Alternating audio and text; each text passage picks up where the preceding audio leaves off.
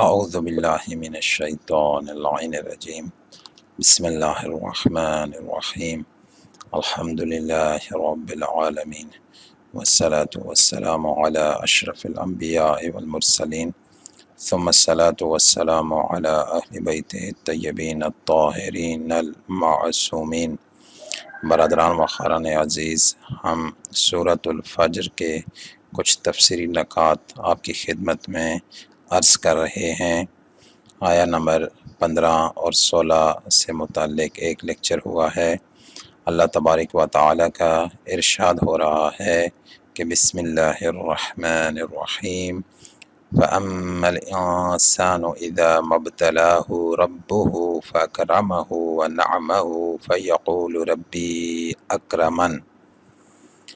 لیکن انسان کو اللہ جس وقت آزمائش کے لیے عزت دیتا ہے، اس کا اکرام کرتا ہے اور نعمت بخشتا ہے تو مغرور ہو جاتا ہے اور کہتا ہے کہ میرے پروردگار نے میرا اکرام کیا ہے۔ وَأَمَّا إِذَا مَا ابْتَلَاهُ فَقَدَرَ عَلَيْهِ رِزْقَهُ فَيَقُولُ رَبِّي أَهَانَنِ۔ لیکن جب امتحان کے لیے اس پر روزی تنگ کر دیتا ہے تو مایوس ہو جاتا ہے اور کہتا ہے کہ میرے پروردگار نے مجھے ذلیل و خوار کیا ہے۔ سب سے پہلے میں آپ کے لیے یہ چیز عرض کرنا چاہتا ہوں کہ یہ جو پرابلمز ہیں یا یہ جو انسان کی اللہ تعالیٰ یہ انسان کی جو مذمت کر رہا ہے کہ یہ انسان کے اس نظریے کی جو مخالفت کر رہا ہے اور انسانوں کو بتا رہا ہے کہ اپنے اس نظریے کو درست کرو، اس نظریے کی بیس کیا ہے۔ سب سے پہلے یہ ہمیں سب سے پہلے ہمیں اپنے عقیدے کو درست کرنا چاہیے۔ ہمارا عقیدہ عام طور پر خواہشات پر مبنی ہوتا ہے اور ہماری عقل محدود ہوتی ہے۔ ہم فقط اور فقط اپنی ذات کے حصار کے اندر ہی گم ہوتے ہیں اور ہمارا تصور جہان بینی وہ درست نہیں ہوتا، جس کی وجہ سے ہمارے نظریات جو ہیں وہ مختلف ہو جاتے ہیں۔ اگر انسان اپنے نظریے کو درست کرے، اپنی فکر کو وسعت دے اور ایک ناظر کی حیثیت سے، ایک ایسے انسان کی حیثیت سے جو بلندی پر ہو اور ان سب چیزوں کو دیکھ رہا ہو، اگر اس بنیاد کے اوپر یہ انسان جو ہے وہ اپنا نظریہ رکھتا ہے، یعنی الہی فکر رکھتا ہے۔ الہی فکر سے مراد یہ ہے کہ وہ انسان جو ہے وہ اللہ تبارک و تعالی کا جو اللہ تبارک و تعالی جو چاہتا ہے کہ یہ انسان نظریہ رکھے، یہ انسان وہ نظریہ رکھتا ہے۔ اور چونکہ اللہ تبارک و تعالی علی و عظیم ہے، یعنی بلند ہے اور عظمت والا ہے، لہٰذا اس انسان کے اندر بھی بلندی آ جاتی ہے، اس انسان کے اندر بھی وسعت آ جاتی ہے کہ تو شاہین ہے، پرواز کر پہاڑوں کی چٹانوں پر، کہ نہیں تیرا نشیمن قصر سلطانی کے گنبد پر، تو بیٹھنے کے لیے نہیں آیا، تیرا ٹھکانہ کسی قصر اور محل کے اندر نہیں ہے، بلکہ تو بلندیوں میں جو ہے تو نے سفر کرنا ہے۔ تو یہ انسان جو انسان الہی فکر رکھتا ہے، اس انسان کے اندر وسعت ہوتی ہے، اس انسان کے اندر بلندی ہوتی ہے، وہ انسان فقط اپنی ذات کو نہیں سوچتا اور اپنی ذات کو میزان قرار نہیں دیتا، نفس کی قید سے وہ انسان آزاد ہو جاتا ہے۔ جب نفس کی زنجیریں یہ توڑ دیتا ہے اور یہ وسعت افلاک میں یہ تکبیر مسلسل جب کہتا ہے تو اس صورت میں اس کے نظریے میں اور ایک عام انسان کے نظریے میں بہت فرق پڑ جاتا ہے۔ لہٰذا ایک مثال آپ نے سنی ہوگی کہ اگر نہیں سنی ہوئی تو میں اس کو رپیٹ کر دیتا ہوں کہ ایک دفعہ اس طرح ہوا کہ واقعہ ہے کوئی کہ ایک سمندر کا ایک مینڈک کہیں سے وہ باہر نکلا وہاں سے اور وہ ایک کنویں کے اندر گر گیا۔ جب وہ ایک کنویں کے اندر گرا تو اس کنویں کے اندر ایک اور مینڈک تھا جو ساری زندگی کنویں کے اندر ہی رہا، کیونکہ زہر کنویں سے باہر نکلنا ایک مینڈک کے لیے امپاسبل ہے۔ تو اس سمندر کے مینڈک سے اس کنویں کے مینڈک نے پوچھا کہ سناؤ بھائی، کیا حال ہے تمہارے، ٹھیک ہو، کہاں سے آئے ہو؟ تو اس نے کہا کہ میں جو ہے وہ سمندر میں رہتا تھا، بہت وسعت تھی اس میں، ہر جگہ تیرتا تھا، اب یہاں پہ آ گیا ہوں۔ تو اس کنویں کے مینڈک نے کہا کہ سمندر کتنا بڑا ہے؟ اس نے کہا کہ بہت بڑا ہے۔ تو جو کنویں کا مینڈک تھا نا، اس نے ایک چھلانگ لگائی، کہا کیا اس سے بڑا ہے وہ سمندر؟ اس نے کہا اس سے تو بہت بڑا ہے۔ پھر اس نے دوسری چھلانگ لگائی، کہا کیا اس سے بھی بڑا ہے؟ تو سمندر کے مینڈک نے کہا کہ اس سے بھی بہت بڑا ہے، حتیٰ کہ وہ جو کنویں کا مینڈک تھا وہ چھلانگیں لگاتے لگاتے واپس اسی جگہ پر آ گیا کہ جہاں سے اس نے چھلانگیں لگانا شروع کی تھیں۔ تو اس نے پوچھا کہ کیا اس سے بھی بڑا تھا؟ تو اس نے کہا کہ اس سے بھی بہت بڑا تھا۔ تو کنویں کا مینڈک جو ہے وہ ہنس پڑا اور اس نے کہا کہ بھائی اس سے بڑی تو کوئی چیز ہوتی ہی نہیں ہے، تم کہہ رہے ہو اس سے بھی بڑا ہے۔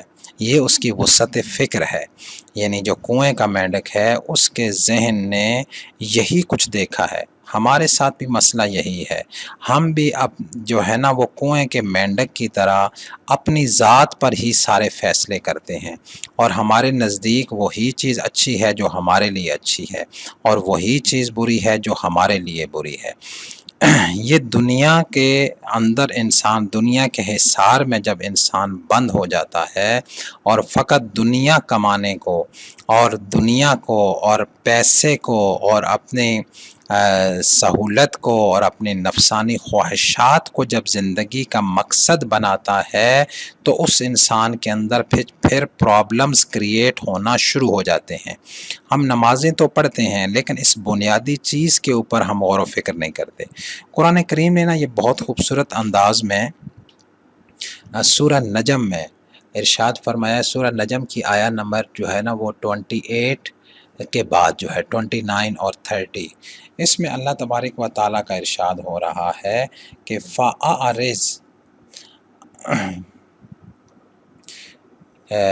یہ ارشاد ہو رہا ہے کہ فَأَعْرِضْ عَمَّنْ تَوَلَّى عَنْ ذِكْرِنَا، کہ جو ہمارے ذکر سے منہ موڑ لے آپ اس سے اعراض کریں، آپ اس سے ہٹ جائیں، آپ اس کی طرف دھیان نہ دیں، اس سے الگ ہو جائیں۔ وَلَمْ يُرِدْ إِلَّا الْحَيَاةَ الدُّنْيَا، وہ کچھ نہیں چاہتے سوائے دنیا کے، یعنی کہ یہ اصل میں ان کا منہ موڑنے کا مسئلہ کیا ہے؟ مسئلہ یہ ہے کہ وہ صرف دنیا چاہتے ہیں۔ ذَلِكَ مَبْلَغُهُم مِّنَ الْعِلْم، یہ بہت اہم ہے، ذَلِكَ مَبْلَغُهُم مِّنَ الْعِلْم، کہ یہ ان کے علم کی انتہا ہے، یعنی انہوں نے علم کی جو بلوغت اختیار کی ہے، جو علم کو بلندی انہوں نے جو دی ہے، جس حد تک انہوں نے علم حاصل کیا ہے وہ کیا ہے کہ دنیا، یعنی جتنا انہوں نے علم حاصل کیا ہے اس کی انتہا اور وسعت کیا ہے؟ وہ دنیا کا کنواں ہے، اور اس کنویں کا وہ انسان مینڈک ہے۔ لہٰذا وہ انسان کیا کرتا ہے؟ وہ انسان دنیا کے اوپر چیزوں کو پرکھتا ہے، اور دنیا میں بھی پھر مزید کون سی دنیا جو اس سے متعلق ہے، یہ خواہشات کا بندہ ہے دراصل میں، اور جو خواہشات کا بندہ ہے اس نے کسی چیز کو پرکھنا ہے، کسی چیز کو تولنا ہے، تو اس کا جو میزان ہے، جو ترازو ہے، وہ کیا ہے؟ وہ اس کی خواہشات ہے۔ لہٰذا وہ انسان ان چیزوں پر جو ہے نا پرکھتا ہے، جبکہ اللہ تبارک و تعالیٰ کیا فرماتا ہے؟ اللہ تبارک و تعالیٰ فرماتا ہے کہ ان اکرمکم عند اللہ اتقاکم، کہ اللہ کے نزدیک تمہاری کرامت اور تمہاری بلندی کا معیار کیا ہے؟ وہ ایمان اور تقوی ہے۔ یہ ایمان اور تقوی جو ہے نا، اس معیار پہ جب انسان اپنے آپ کو پرکھے گا، اس معیار کے اوپر چیزوں کو پرکھے گا، پھر کبھی اس کے اندر انحراف نہیں آئے گا۔ لیکن جب وہ اپنی ذات کے اوپر پرکھے گا تو وہ دیکھے گا، وہ کہے گا مجھے نقصان ہو رہا ہے، لہٰذا وہ مخالفت شروع کر دے گا، اللہ پر اعتراض شروع کر دے گا۔ جس طرح یہ آج کل کا موسم ہے نا، آج کل کے موسم میں گرمی بہت ہے، حبس ہے، اب یہ موسم ہوتا ہی ایسا ہے، اس موسم میں اچھا اب انسان کیا کہتے ہیں، انسان کہتے ہیں ہو اللہ تعالیٰ نے ہمارے اوپر بہت بڑا جو ہے نا وہ عذاب نازل کیا ہوا ہے، یہ کیا ہوا وہ کیا ہوا ہے۔ ممکن ہے، ہو سکتا ہے بعض دفعہ بعض جگہ پہ عذاب بھی ہو، یہ میں ویسے بتا رہا ہوں کہ یہ نہیں ہے کہ 100% ہی اس چیز کو ایلیمینیٹ کر دیا جائے، لیکن میں ایک اوورال ایک بڑے جو ہے نا جو وین ہے اس کے ساتھ میں آپ کو بتاؤں کہ اگر یہ سائنسدان یہ کہتے ہیں یہ موسم اگر نہ ہو نا، یہ جو موسم ہے جو برسات کا، یہ جو ساون کا، جس میں یہ حبس ہوتی ہے، کیڑے مکوڑے بہت زیادہ نکلتے ہیں، جسموں سے جو ہے نا پسینہ بہت زیادہ آتا ہے، اور ہر چیز بہت زیادہ زمین اپنے اندر سے بڑھاس نکال رہی ہوتی ہے، اور یہ سارا یہ موسم اگر نہ ہو تو سائنسدان یہ کہتے ہیں، اور یہ صحیح بات کہتے ہیں، وہ یہ کہتے ہیں کہ اگر یہ موسم نہ ہو تو آپ کے یہ جو پھلوں کی ٹوکریاں ہیں نا یہ خالی ہو جائیں، یہ جو پھولوں کی آپ کو پھول نظر آتے ہیں نا اس کائنات میں، یہ کوئی پھول نظر نہ آئے۔ اصل میں یہ جو موسم ہوتا ہے، اس موسم میں جیسے انسانوں میں مثلا میں بتاؤں، مثلا انسانوں میں اگر یہ شادیوں کا سسٹم ختم ہو جائے، ٹھیک مکمل ختم ہو جائے، اگر یہ 10 سال 20 سال 30 سال تک انسانوں کی شادیوں پہ پابندی لگا دی جائے تو کیا انسان کی نسل باقی رہے گی؟ نہیں رہے گی۔ یہ جتنی چہل پہل نظر آتی ہے ہمیں، اور جتنے یہ انسان نظر آتے ہیں، یہ سارے انسان مر جائیں، ٹھیک، اگر یہ کچھ عرصے تک یہ نظام اگر معطل کر دیا جائے۔ اسی طریقے سے یہ جو ازدواجی نظام ہے پودوں کے اندر، پھولوں اور پھلوں کے اندر، یہ اس موسم میں تشکیل پاتا ہے۔ یہ جو مختلف چھوٹے چھوٹے جو کیڑے مکوڑے ہمیں نظر آتے ہیں کہ ادھر سے کوئی کیڑا اڑتا ہے ادھر چلا جاتا ہے، وہاں سے ادھر مکھیاں اڑ رہی ہیں، فلاں اڑ رہا ہے، دراصل میں یہ ان کا ایک ازدواجی سسٹم قائم ہو رہا ہوتا ہے، ٹھیک، کہ وہ ایک پھول سے اڑتے ہیں دوسری طرف جاتے ہیں، وہاں سے اڑتے ہیں ادھر آتے ہیں، تو یہ ان کا ازدواج ہو جاتا ہے، جس کے نتیجے میں یہ ساری چیزیں آگے آتی ہیں۔ لیکن انسان کیا کہتا ہے؟ انسان تو اس چیز کو دیکھتا ہی نہیں ہے، انسان فقط کہتا ہے مجھے پسینہ بہت آ رہا ہے، میرے جسم میں بدبو آ رہی ہے، میرے لیے پنکھا جو ہے نا صحیح کام نہیں کر رہا، میرے لیے لوڈ شیڈنگ ہو رہی ہے، میرے لیے فلاں ہو رہا ہے، لہٰذا کیا ہے یہ بہت گندا موسم ہے، کاش یہ موسم نہ ہوتا، کاش یہ نہ ہوتا۔ اور اگر یہ 5 سال یہ موسم ختم کر دیا جائے، آپ کو نہ کو پھل ملے نہ کو پھول ملے، اور آپ دیکھیں یہ پھر آپ کو پتہ لگے، پھر انسان کہ اوہو یہ کیا ہو گیا۔ اس لیے جب انسان کے اندر وسعت نہیں ہوتی، انسان کی فکر بلند نہیں ہوتی، تو اس کا نتیجہ یہ نکلتا ہے کہ انسان اللہ پر اعتراض شروع کر دیتا ہے۔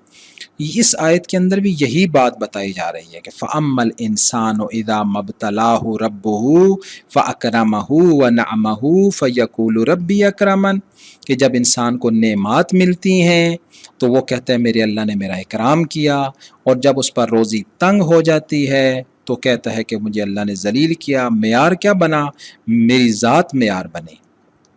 جب میری ذات معیار بنے گی، یعنی مجھے فائدہ پہنچے تو مجھے اللہ نے میرا اکرام کر دیا، مجھے ذاتی طور پر نقصان پہنچے، تکلیف ہو جائے تو مجھے اللہ تعالیٰ نے ذلیل کر دیا۔ جبکہ ایمان اور تقوی والے لوگ جو ہیں نہ وہ نعمات پر اتراتے ہیں اور نہ مصیبتوں میں گھبراتے ہیں، یہ ان کا وتیرہ ہوتا ہے۔ لہذا اس کے بارے میں انشاءاللہ پھر آنے والے لیکچر میں مزید گفتگو کریں گے۔ والسلام علیکم ورحمۃ اللہ وبرکاتہ۔